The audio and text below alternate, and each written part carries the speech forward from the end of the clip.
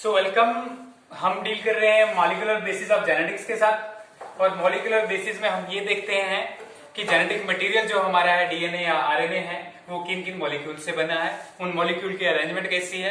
ठीक है, तो अभी तक जो हमने देख लिया वो था डीएनए का स्ट्रक्चर कैसा होता है, डीएनए रेप्लिकेट कैसे करता है और डीएनए ट्रांसक्राइब कैसे करता है। जब हमने देखा कि डीएनए ट्रांसक्राइब करता है तो उससे बनता है एक एमआरएनए, जिसको मैसेंजर आरएनए कहा जाता है। और मैसेंजर आरएनए का फंक्शन होता है उसके ऊपर कोडेड फॉर्म में जो है, ठीक है, सीक्वेंस लिखा हुआ होता है। ठीक है, और वो सीक्वेंस जो है बाद में प्रोटीन्स बनाने के काम आता है। और ये प्रोटीन्स क्या फंक्शन करती हैं, जैसे कि आप देखोगे हमारी बॉडी में जो मल्टीपल फंक्शंस जो है प्रोटीन्स के द्वारा ही जो है होता है। हमारे एंजाइम्स हैं, प्रोटीन्स हैं, हमारे हार्मोन्स हैं, प्रोटीन्स हैं। ठीक है, तो ये सारे जितने भी बायोकेमिकल रिएक्शंस हैं एंजाइम्स के बगैर नहीं चलती। तो यहाँ पे आपको देखोगे कि एंजाइम की बहुत ज्यादा इंपॉर्टेंस होती है। अब वो प्रोटीन्स मैन्युफैक्चर कैसे होती हैं उसके बारे में पढ़ने से पहले वो जो हम ट्रांसलेशन के अंदर देखेंगे, हमें ये पता होना चाहिए कि उनके लिए जो है कोड्स होते हैं। हर एक प्रोटीन के लिए क्या होते हैं, कोड्स होते हैं। और जो कोड्स होते हैं उनको एक्सप्लेन करना हमारे लिए बहुत ही ज्यादा इंपॉर्टेंस होता है कि कौन कौन से कोड्स जो हैं वो पाए जाते हैं। तो देखिए, अब गैमो जो था, एक साइंटिस्ट था, उसने क्या बताया, जब उसने स्टडी किया आरएनए को, आरएनए का जो ट्रांसक्रिप्शन हो रहा था, ट्रांसक्रिप्शन के बाद उसने बताया कि इस आरएनए के ऊपर जो कोई इंफॉर्मेशन रहती है जो बाद में प्रोटीन्स में कन्वर्ट होती है। अब देखिए, आरएनए के ऊपर हमने देखा कि 4 टाइप की बेसिस होती हैं। 4 टाइप की बेसिस कौन कौन सी थी आरएनए के ऊपर? Uracil, adenine, cytosine and guanine. अब अगर हम देखें तो प्रोटीन्स जो ह्यूमन बॉडी में होती हैं, उन प्रोटीन्स को बनाने के लिए 20 अमाइनो एसिड्स रिस्पॉन्सिबल होते हैं। कितने अमाइनो एसिड्स? 20।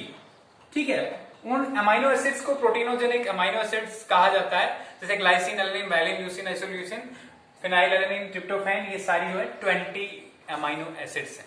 ठीक है, जो प्रोटीन के बेसिक यूनिट है। हर चीज का कोई बेसिक यूनिट होता है, जैसे ह्यूमन बॉडी का या ऑर्गेनिज्म का बेसिक यूनिट सेल है। ठीक है, न्यूक्लिक एसिड डीएनए आरएनए का जो है न्यूक्लियोटाइड है। इसी तरीके से प्रोटीन्स का बेसिक यूनिट है अमाइनो एसिड। अब देखिए हुआ क्या कि जो सस्पेंस इसलिए बना क्योंकि उन्होंने सोचा कि अगर 4 बेसिस हमारे पास हैं, कितनी बेसिस हैं? 4 बेसिस। कौन सी? यूरेसिल, एडेनिन, गुआनिन और साइटोसिन। इन 4 बेसिस अगर एक अमाइनो एसिड के लिए कोड करती तो हमारे पास टोटल 4 ही अमाइनो एसिड आते। तो फिर ये 20 कैसे पूरे होते हैं? सपोज कीजिए कि एक जो है 2 के लिए कोड करती है, या 2 जो है 2 जुड़ के बेसिस जो है 1 के लिए कोड करेंगे। उस तरीके से देखेंगे हम तो 4 का स्क्वायर किसके बराबर होता है? 16। ठीक है, तब भी हमारे पास अमाइनो एसिड्स कम पड़ गए। तो यहां से जो है फिर कंक्लूड किया इन्होंने कि हो सकता है कि ये कोड जो होगा वो 3 बेसिस का बना हुआ होगा। अगर 3 का हम लेते हैं तो 4 बेसिस हैं, इसके हिसाब से टोटल कितना पॉसिबल है? 4⁻3 इसका 2 4 चौके 16 चौके 64, 64। ठीक है, तो यहां पे कंक्लूड किया गैमो ने कि हाँ 64 जो है कोड्स हमारे पास बनते हैं 20 अमाइनो एसिड्स के लिए। और कोडान जो होता है, जिसको हम कोड कहते हैं, वो ट्रिपलेट की फॉर्म में होता है। किसकी फॉर्म में होता है? ट्रिपलेट की फॉर्म में होता है। इसके अलावा इसके ऊपर जो है बहुत सारे एंजाइम्स के ऊपर काम किया गया। ठीक है, और उस काम को करने वाले जैसे हरगोबिंद खुराना थे, इंडिया के साइंटिस्ट थे, तो उन्होंने भी बहुत इसके ऊपर रिसर्च की और फाइनली जो है हमारा जेनेटिक कोड जो है डेसिफर हुआ। ठीक है, अब ये जेनेटिक कोड है क्या, जेनेटिक कोड क्या है, इसकी प्रॉपर्टीज क्या है, उसके बारे में हम देखेंगे। ठीक है, उसके बारे में देखने से पहले हम थोड़ा देख लेते हैं। देखिए यहां पे जो है पूरे 64 कोड्स मैंने रफली बनाने की कोशिश की है। और यहां पे आप देखोगे कि जैसे करके जो ये कोड्स हैं, सबसे पहले हमने लिया यूरेसिल, फिर लिया साइटोसिन, फिर लिया एडेनिन और गुआनिन। ये यूरेसिल आ गया, फिर आ गया हमारे पास साइटोसिन, फिर आ गया एडेनिन और फिर आ गया गुआनिन। हम इसको जब सिंपल में लिखते हैं यूसीएजी और यूसीएजी ऊपर से, तो पहले 2 वर्ड यूयू बन जाते हैं, फिर यहां पे इसको कंबाइन करेंगे यूसी बनेगा, फिर यूए बनेगा और फिर यूजी बनेगा। ठीक है, और फिर इसको हमने जो है इसके पीछे लगा देना है, यूसीएजी यूसीएजी यूसीएजी। तो इस तरीके से पूरा जो है यूरेसिल, साइटोसिन, एडेनिन और ग्वानिन, पूरे का पूरा आपके पास क्या बनेगा? आपको सिर्फ याद क्या रखना है? यूरेसिल, साइटोसिन, एडेनिन और ग्वानिन। समझ में आ गया? इसके लिए आप कोई भी मेथड बना सकते हो, ठीक है? इसको याद करने के लिए कोई भी सेंटेंस बना सकते हो। करना है क्या आपको कि इस साइड से भी यूसीएजी लिखना है, इस साइड से भी यूसीएजी लिखना है। यूरेसिल, साइटोसिन, एडेनिन और ग्वानिन, जब इनको हम कंबाइन करते हैं तो 2 वर्ड्स बनते हैं, उसके बाद तीसरा वर्ड जो सीक्वेंस में यूसीएजी लगाएंगे फिर, ठीक है? समझ में आ गया? ये पूरे का पूरा कोड इस तरीके से बनता है। अब हम देखते हैं कि इस जेनेटिक कोड में क्या है, क्या प्रॉपर्टीज है इसकी और इसको कैसे यूटिलाइज किया जाता है। देखिए, ये एक आरएनए है, आरएनए के ऊपर बेसिस का सीक्वेंस है, ठीक है? शुगर के साथ बेसिस जुड़ी होती है ना, तो ये बेसिस का सीक्वेंस जो है, जैसे कि ग्वानिन है, एडेनिन है, साइटोसिन है, ग्वानिन है, साइटोसिन है, एडेनिन है, यूरेसिल है, तो ये तीन बेसिस जो होती हैं ये एक कोड फॉर्म करती है, और ये एक कोड जो है एक अमाइनो एसिड को जो है डिस्क्राइब करता है। प्रॉपर्टीज में देखते हैं, सबसे पहली प्रॉपर्टी है it is triplet. Codon is in form of triplet. Triplet का मतलब है 3 बेसिस का सीक्वेंस आपको साथ में मिलेगा, जिससे क्या बना होगा? जेनेटिक कोड बना होगा। ऐसा कभी नहीं होगा कि 4 बेसिस के सीक्वेंस जो है, या 2 बेसिस का सीक्वेंस या 1 बेस का सीक्वेंस कभी किसी अमाइनो एसिड के लिए कोड करेगा, ये कभी भी पॉसिबल नहीं है। दूसरा क्या है इसका? स्टार्ट कोडान्स है। स्टार्ट कोडान्स का क्या मतलब है? स्टार्ट कोडान्स का मतलब है हमारे पास कुछ ऐसे कोड्स हैं जो जब तक वो स्टार्टिंग में हमारे पास प्रेजेंट नहीं होंगे, सपोज करो ये आरएनए है तो इसके ऊपर स्टार्ट कोडान होना चाहिए। जब तक ये स्टार्ट कोडान नहीं होगा तब तक ट्रांसलेशन नहीं होगी, तब तक प्रोटीन्स नहीं बनेंगी, ठीक है? तब तक उस आरएनए के ऊपर जो इंफॉर्मेशन है वो कॉपी नहीं होगी। और ये स्टार्ट कोडान्स क्या है? एयूजी और जीयूजी, 2 कोडान्स है। कौन कौन से कोडान्स है? एयूजी और जीयूजी।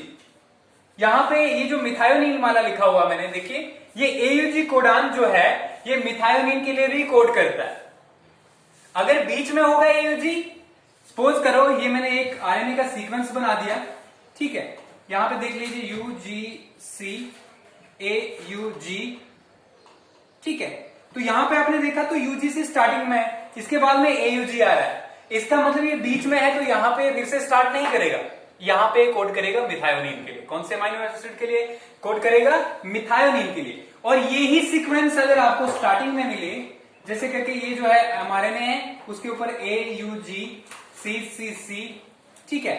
फिर आ गया सीएजी, ये सारे मिलेंगे तो आपको क्या करना है? एयूजी है जहां से स्टार्टिंग हुई, फिर आपको सीसीसी देखना है, ठीक है? सीसीसी ये वाला है किसके लिए? प्रोलीन के लिए, तो यहां पे फिर प्रोलीन बनेगी, फिर सीएजी है, ठीक है?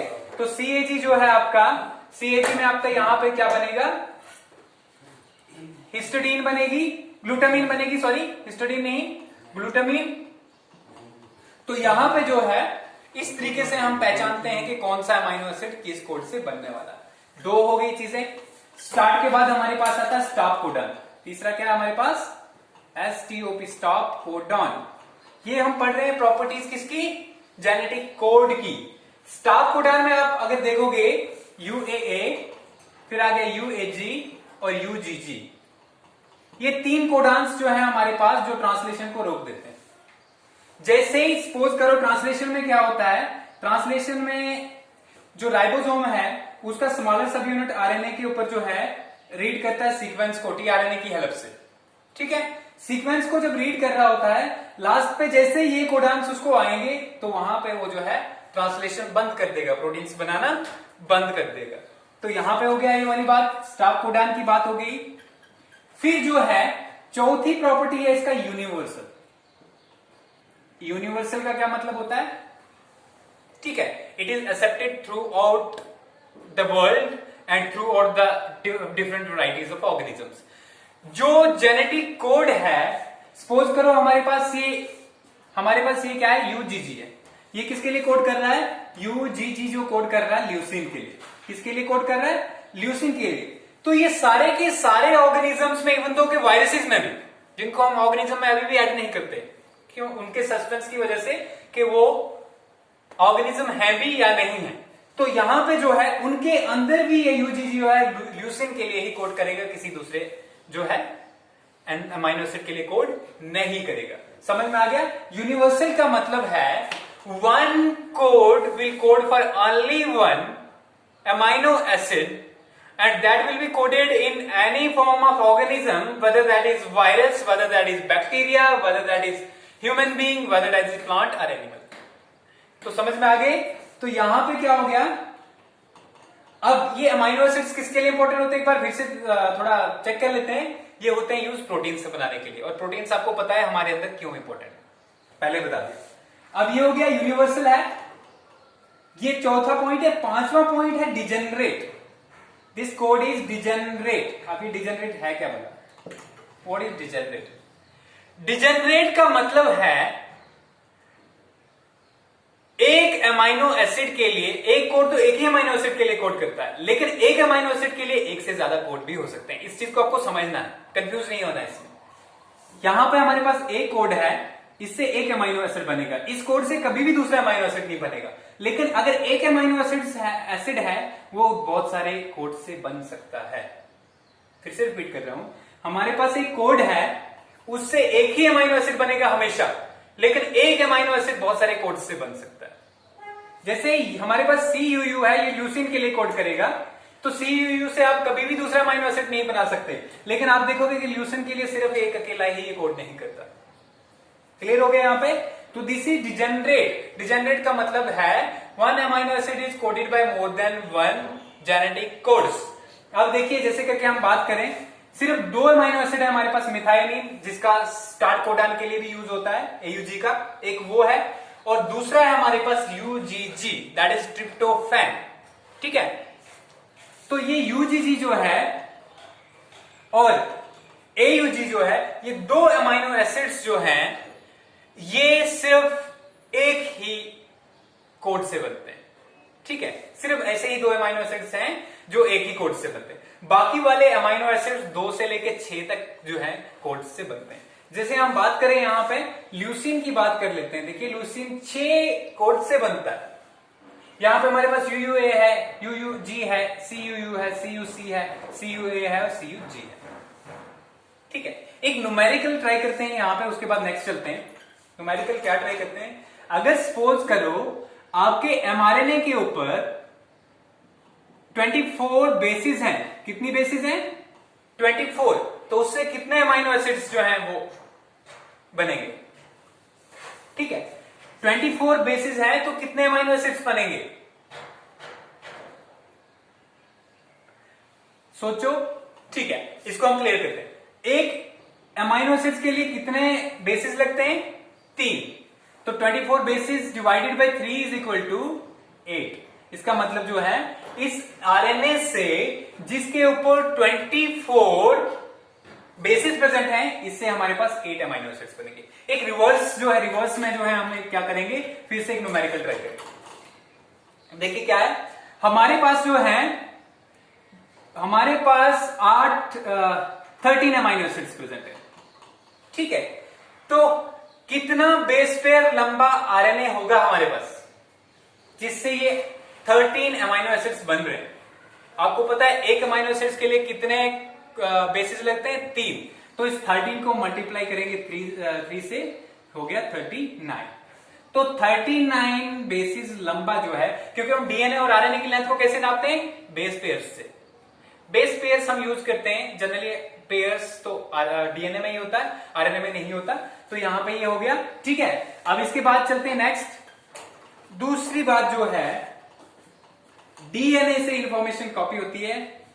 ठीक है, और कहां पहुंचती है? आरएनए में। और आरएनए से कहां जाती है? आरएनए से पहुंचती है जेनेटिक कोड के ऊपर। समझ में आ गया?